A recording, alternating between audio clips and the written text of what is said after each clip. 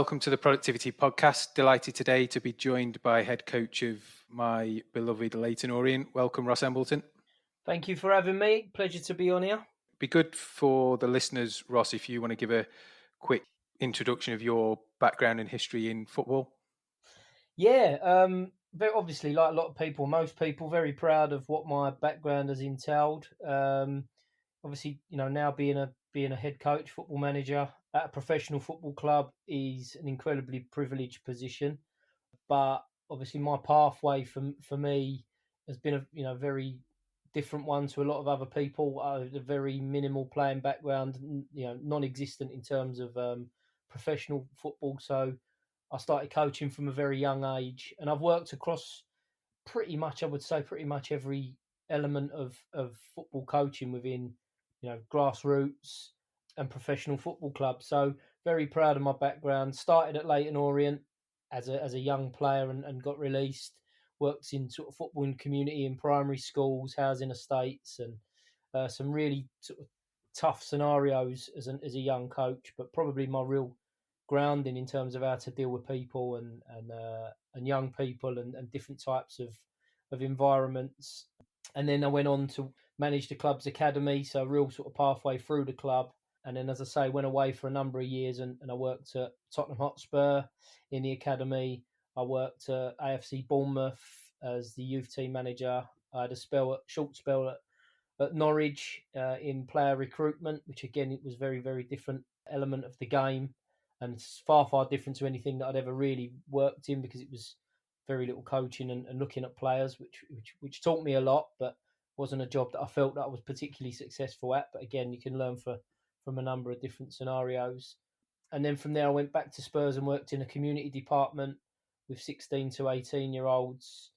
And then on to my first experience in professional football, which was originally first team coach at Swindon Town, and then within that, sort of a change around and a move around in management, I become assistant manager. So that was my pathway, and then on to a little bit similar to, as you said, my beloved Leyton Orient club. I grew up following, playing for as a young player, coaching at, as a young coach, and found myself originally assistant manager, and then for a number of circumstances and changes, I've now found myself as the permanent head coach. So, like I say, very proud of my background, but probably one that's a little bit different to a number of other managers that are out there. Yeah, and I think we're proud to have you. Everybody at Orient knows that your love for the club and your affinity. So yeah, strange times we're recording because there's zero football, but we'll get back to it, and we look forward to seeing you and the team back out there. So in terms of fingers crossed, we'll see. So in terms of what we do, we work in productivity and we look at kind of processes and what people do. There is massive crossover into sport, and we've done some other podcasts and we've touched on things like Moneyball, so the whole American baseball piece where they use data-driven decisions to drive productivity. I know Brentford do a lot in terms of using data insights to drive player recruitment. So from professional sports capacity, where does productivity sit for you? I think for me, like you said there, the transfer across anything is massively important, and the treatment of people across any walk of life or any business or industry is paramount to anything. But I think the real transferable thing for me and a real thing that's important to me, I suppose, is working to a plan, making sure that there's a structure in place as to what you do and how you do things. I think naturally day-to-day occurrences, day-to-day situations and issues, problems arise and can deviate you away. But I think if you have a structure and a plan in place and an end goal result that you're working to, whether that's longer term or shorter term, I think it gives you a real chance to stick to what you're about to stick to, your fundamentals and what's important to you and your team of people or your product, the outcome as to what you're working towards. So obviously from a football perspective, it's about a result at the end of a week or during a week. It's about a result or a culmination of results across a period of time, whether that be 5 games, 10 games, a month, and then ultimately the longer term aim of the season and beyond. then obviously how that works with regards to pulling all of those things together. So within that plan, it's not just about me walking out on a football pitch and coaching someone every day and telling someone exactly what it is I want them to do and how I want them to do it. It's a coming together of all the other elements that fit into that plan of, again, from our perspective, it would be like sports science, medical, health and well-being, which things like food and things like that come into plan. And how you sort of, I suppose, if you bring that, how you bring that all together and stick to sort of the direction that you have in mind and that you're trying to achieve. And then obviously what happens or how things can happen once you come away from that plan and that direction that you may or may not have can have a real impact on, on ultimately where you end up or the direction that you start to go in. And I think if I look at that from a personal perspective, being in the role that I am or the interim role that I was in at the start of the season, I didn't particularly have one. Never particularly had a real structure, and learned a lot about the further and further that I got into the role or into that environment as the person sitting at the top of it. To start to input a structure and a plan was massively important to me, but ultimately to the other people that were working for me, because I suppose I was probably very ad hoc, so that had a real impact on the players having an understanding of exactly what it was that I wanted. And then something that was really important is obviously the staff that you have around you having an understanding of exactly what you want as well. So you've got that kind of strategic aim and vision, so that goal you're aiming for, and you say that might be split into chunks of games or seasons, or even, I know football's quite short term, but even post that for youth development, what have you. From a player's point of view, do you think they work better with a really structured routine, or does that mean they get complacent because they kind of know what's coming? How do you keep, if we look at, I suppose, players' productivity, how do you keep them at the top of their game and keep challenging them? I think that's where the art of management of anybody comes into play. I think you have to have a structure for them to fit into the direction and all the things that just covered really in terms of where you want something to be taken. But you have to have elements within that for them to manipulate that structure a little bit. I suppose that the original thing that would jump out to you is those mavericks, those match winners, those creators, the ones with a little bit more flair or an edge. You do need to be able to give them a little bit more freedom within your structure.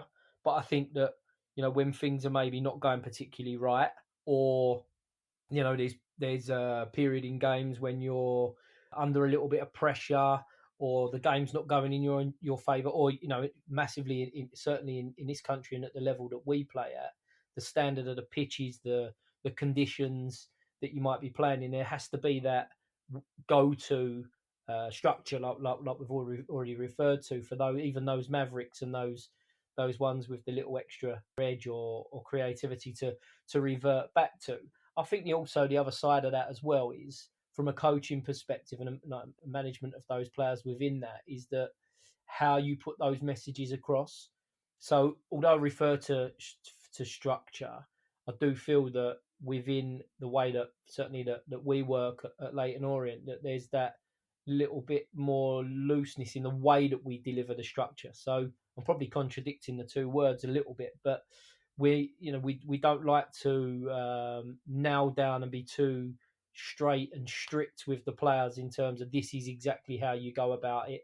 We have our methods and our expectations of plucking a player out, a right back within the formation or the system that we might be playing. But we do understand at the same time that there's moments, there's elements within the game that players need to play from instinct. They need to play from reaction and make their own decisions.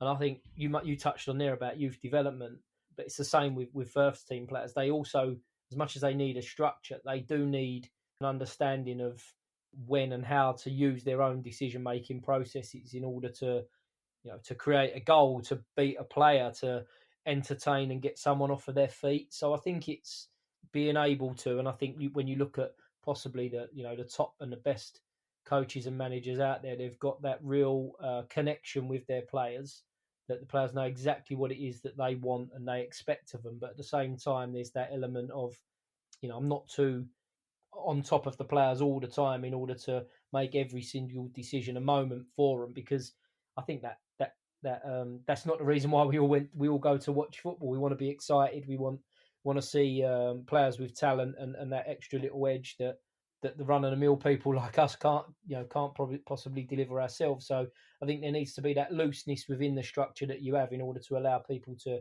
express themselves and to enjoy what they do every day.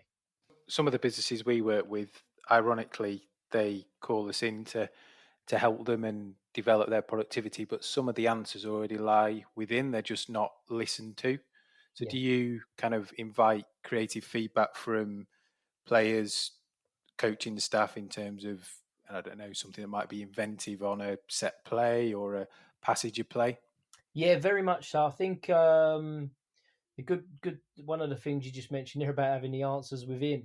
I certainly found at the start of this season that I chopped and changed and searched for the secret recipe or the answers that I wasn't always finding every week, and I found that once we sort of started to stick to something, that the answers potentially were staring me in the face all the time. So it's really interesting, and I think sometimes you hear football managers or certainly the critics or pundits saying that, does he know his best team? And I think sometimes that's a real something that you can sort of familiarise with what you touched on there, with regards to finding the answers that are that are within or already in front of you. With regards to the players having the answers, we do a lot of different meetings. This is probably, I suppose, the simplest way, but from an analysis perspective. So we have our standard, all the squad, all the players, all the staff in certain meetings where we preview the opposition that we might be playing, and then at the same time or after that, we would then do a post-match review of how the game looked, what was good, what was bad, what was indifferent. And it's always very much it's led by myself or more recently by other members of staff, and there's very much an open floor in terms of the players being able to input that, not so much in terms of the preview one, because a lot of it is facts and stats that we've found, but certainly in post-match review, we certainly encourage an open floor from those players in order to come back with ideas and things that we may have done well or not so well. And obviously at the same time, they're the ones that are out on the pitch, so we need them to be able to feed back in order to find out exactly what it felt like, exactly what it was like at that moment in time. Because sometimes, a goal, a result, an influential moment, a penalty within a game can really influence your decision making or your viewpoint on something. So it's massively important to gather their feedback and information from that perspective. And I also think as well that falls into that is we do a number of unit meetings. So it might be all the defenders, all the goalkeepers. It might be the midfield players or the wingers or the strikers in separate meetings, so that we can get smaller group feedback and obviously comfort for the players to voice their opinion, because not all of us feel that comfort to do that in front of a group of 20 or 30 people. But then at the same time, it really gives us a chance to evolve what that unit looks like in terms of, the types of runs that the strikers might make, the types of crosses that the wingers might put into the box. So we find that we get more input, creativity from the players in those smaller group meetings, and then even more so when we sit down with particular individuals, because it gives him that real one-to-one contact. So it's a number of different ways that we sort of try and draw it or bring it out of the players, but it's a massive part of what we do every week. And it fits quite nicely with Nigel, the chairman and kind of co-owner's challenge culture. So having people challenge back, I know he's passionate about that. So it's interesting to hear. And I think the thing we all forget, clearly managers, fans, everybody out there, is nobody goes on a football pitch to make a mistake. No, very much so. Yeah, very much so. And I think it's important when you mention about the pushback, the challenge culture that Nigel is so infused by, is that I remember sitting down with him my second day at the club after him and the consortium had taken the club over, and him telling us about challenge culture and about pushback and about having a voice. And I remember thinking, it sounds like a very good policy to have, but how do you create that? And it takes a lot. It takes a lot of strength. It takes a lot of putting yourself out there. in the original, I found that both from my perspective as being the one pushing back or having people pushing back at me, I found it very, very surreal of how to approach that, especially when it comes to hierarchy, because the natural thing to do is sit back, be quiet, and wait for them to wait for them to tell you exactly what you should or shouldn't be doing.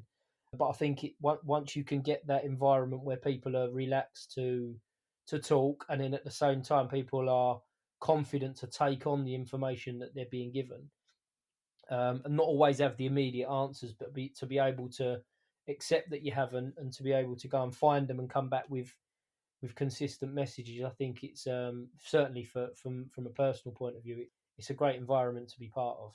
Yeah, I think it's like business, sport. The true test of anything is when times are down. So in business, if you've not won a deal or if sales aren't good, in sport, football, you've just conceded a goal.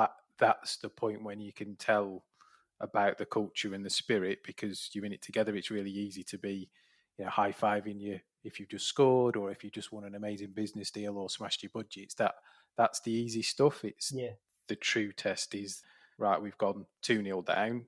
Who's up for this? Or actually, are we all just going to crumble? I think you see that in so many successful teams, business and sport. When the chips are down, that's when they come together, and that collective energy, togetherness gets them through. I think you're right. I'll quote Mansfield away this year, because one, I was there, and two, I could still see you getting wrestled to the ground by the steward.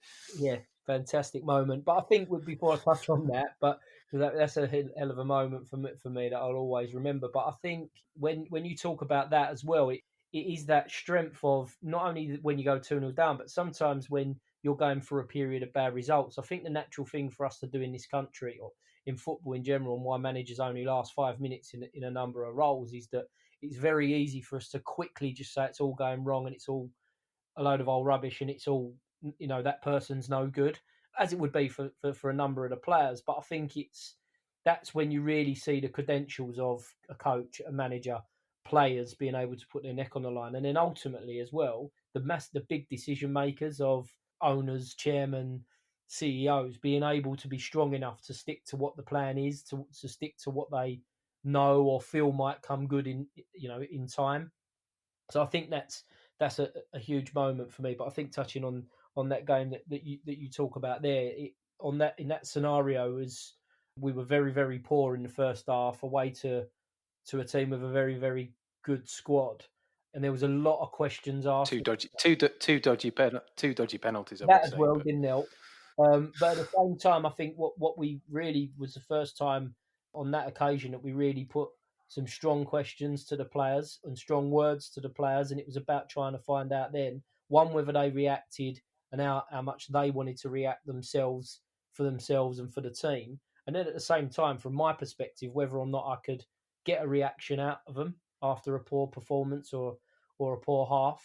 And I think we found that certainly we came out the traps and really put the opposition under pressure. And then once we got the first goal, I think it looked like not necessarily that there was only going to be one winner because it got to such a late stage, but we really looked like the team in the ascendancy that we're going to build on that. So I think that was a real, within what we're talking about, that was a real big moment for me in terms of the whole situation and the celebrations that went with it. But then at the same time, the reactions that we got from the players as well. Yeah, it's one of those away games that's up there with some of the other big ones over my lifespan. So, in terms of, we talked about Nigel's kind of challenge culture.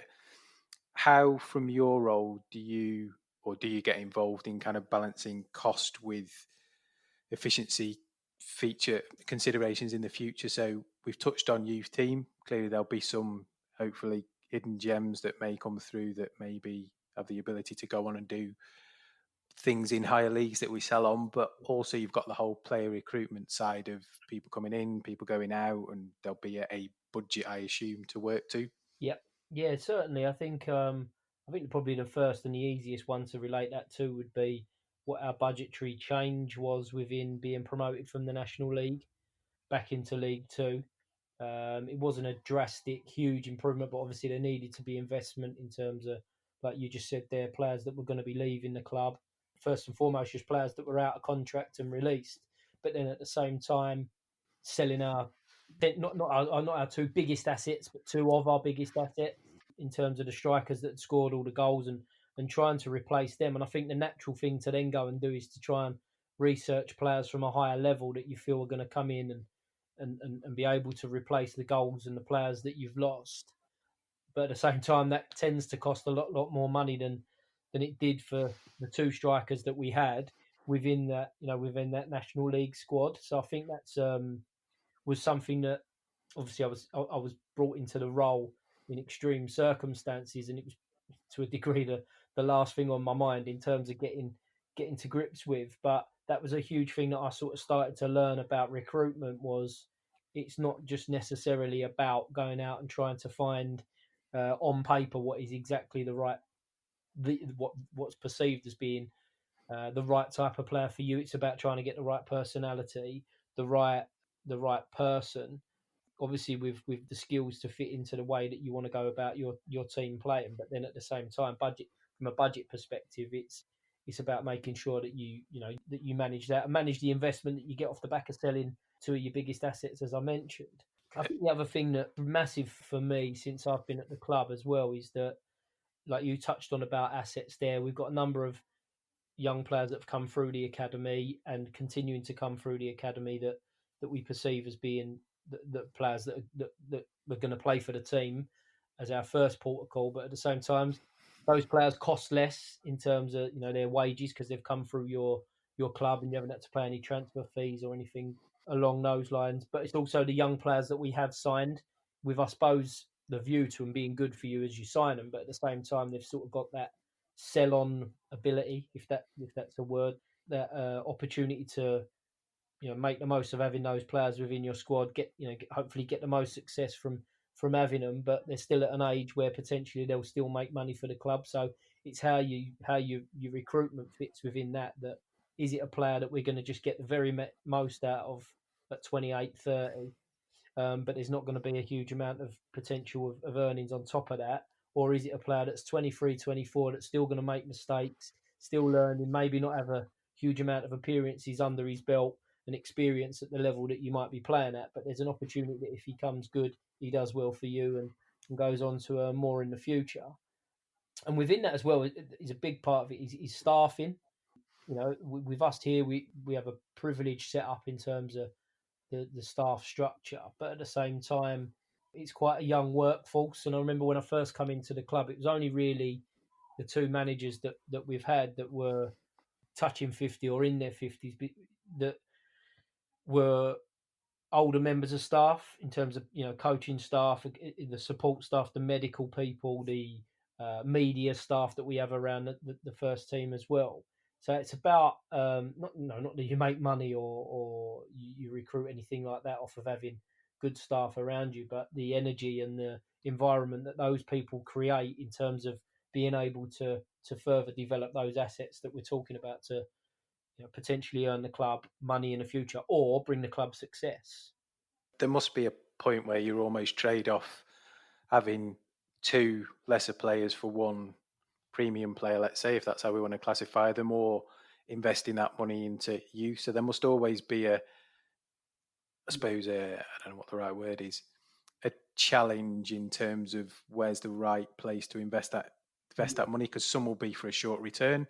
They get the goals or they save the penalties that take us up or mean we don't go down, through to actually there's a 3, 4, 5 year cycle of somebody that could bring, as we saw with Josh Garoma last year, some real value to the team short term, but then have a great career longer term, but make the club some decent money in the transition. Yeah, that's right. I think that's huge, and a massive thing that I'm the more transfer windows, I suppose, that I've been involved with, directly as the head coach, I think has sort of started to teach me a little bit more about that and about evolving a squad. Because I think the natural thing for any of us, whatever team if you're listening and whatever team or club or sport you support, you want to see the very best player or players that your team, your club can sign.